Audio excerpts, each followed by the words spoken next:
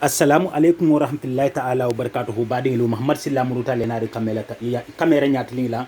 mbal be konto na be duma silumba tribulo la alhamdulillah mbal be konto na be mem misiri mo me be mba be konto na mba be tentula hani misiri mo tano fana be konto na men be na mela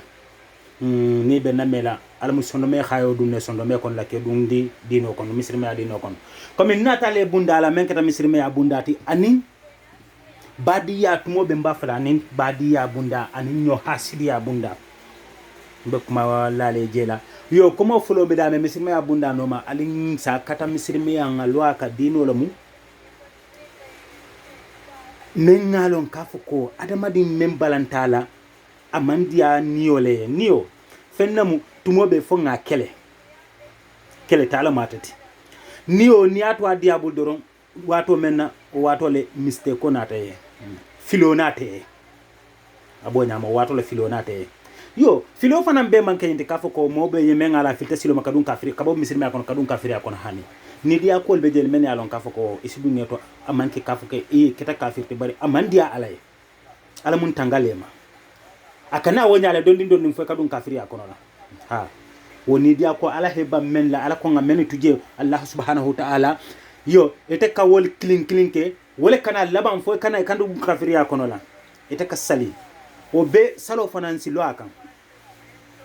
mbadi ite ikaranta imankaran yesali soro le long akata ite mem mankaran nimmen ngakuli huwa karan ay kula uju karan kula uju furol karan ijaja annasrullah tabatiyada wodugma soro nenge karan katala bang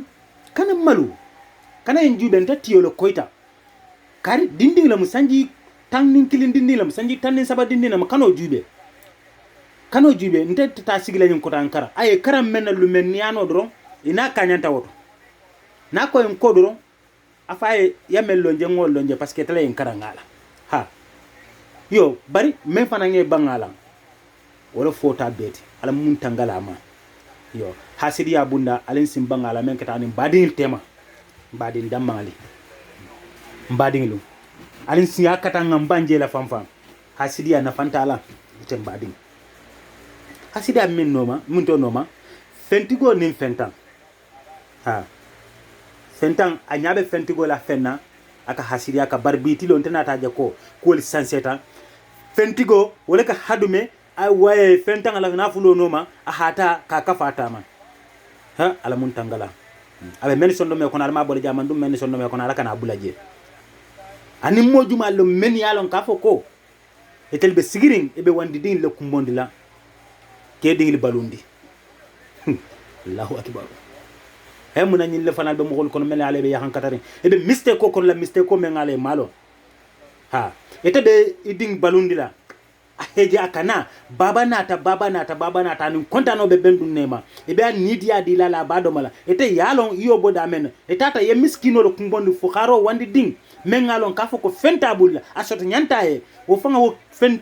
kilim be babulu dole hinnata la hadi ala lillahi wa rasulu ete kana ko mutawala e kata ko di dingla akado mo abe container ko baba tata sata ko nata nim fen nata ni ete yalo yabo da men sinin ala be menkela wo dingle tamam fello woto mbadin alin sin hakilo to baki de mu kulet da men ngalon kafa ko mirakuba fentan nim fentigol tema anin nambaran tungul nim miskinol tema yo sunguri fanal tabunda be je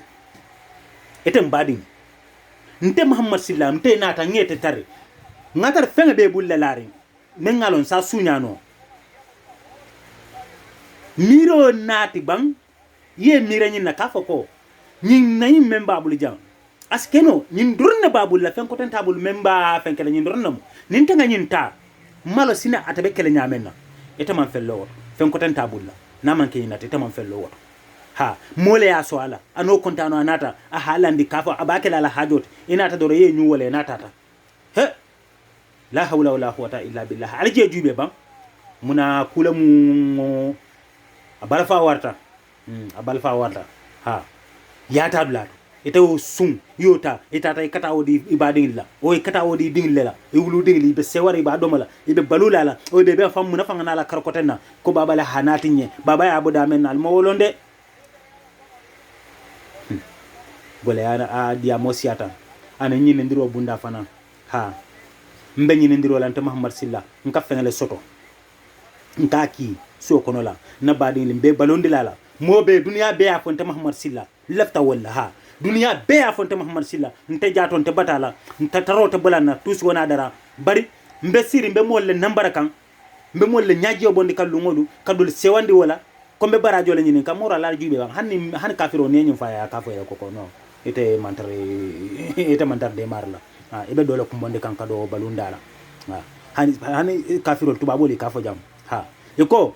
ni ko karam fenti go ta fela ay nyum ku kar kena ka kafo ele ko wala aka keta fenti men fe malo kafo wala aka keta fenti ha dan kato bar akili wokili ñaaji ba laban aka laban fente yala le fenka ban freng ha ndesan kar tum nana mu fenti bati ale bi feni abo da mate yala wo ha mbadi ngi mbadi bulala jang audio kana jam fala zafo video kana jam fa mbal bulala la baraka ba kal nal badi ma Muhammad Silla yo comme ça yo tumobe mbafala muna astaghfirullah ali nga lo akam banga wirdi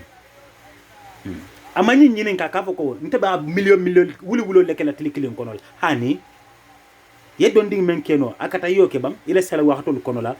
ha ya ala dane ye bulolo ala ya dane akata yiri wo bunda parce que dunya bi mbe lori men ko wala mu harja khefrin